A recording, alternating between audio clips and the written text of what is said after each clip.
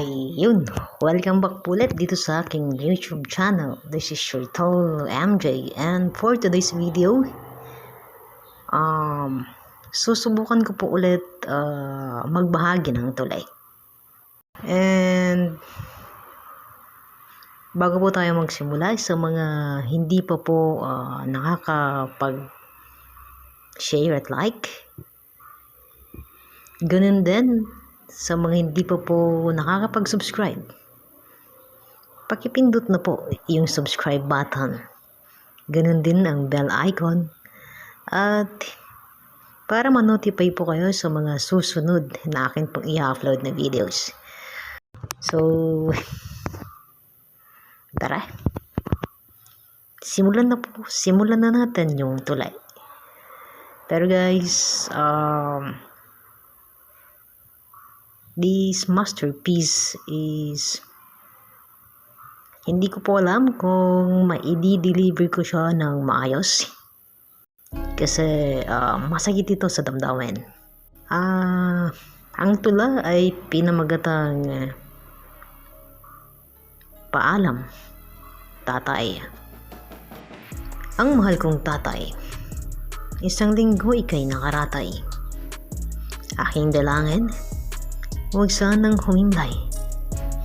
Laging nagdarasal na ika'y magkamalay. Ang mga tao sa ating bahay, pagbabalik mo ay hinihintay. Mga nagmamahal, pati kapitbahay, pinagdarasal nila ang iyong buhay. Ang iyong anak ay naglalambeng, pakiusap, huwag ka sanang mahimbeng. Manatili ka sana, ang tangi kong hiling. Nais kong makita na ika'y gumising. Subalit hindi ko inaasahan, sa piling ko ikaw ay lilisan. Tunay ngang buhay ng tao may katapusan, hindi kita malilimutan. Habang ika'y narito sa imlayan, asahan mong laging ika'y babantayan. Pagkat pagmamahal ko'y walang hangganan, tulad ng kalawakan, walang katapusan. Sa iyong paglisan, mayroong kalungkutan, ngunit kapalit nito'y iyong kapayapaan. Ngayon natagpuan tunay na katahimikan doon sa langit na may kalayaan. Ika'y ihatid sa huling hantungan. Sa huling pagkakataon, ika'y masilayan. Kahit ngayong gabi, ika'y sasamahan. Sama-sama kami, hindi ka tutulugan. Dito na po natin puputulan ang tulay. And sa iyo, Airpat, nasan ka man ngayon? Salamat sa paggabay.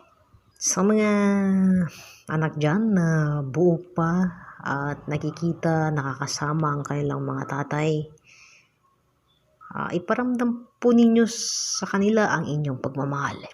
Ang simpleng paraan lamang para maipakita sa inyong mga magulang ang inyong pagmamahal. Yun ay ang pagiging isang mabuting anak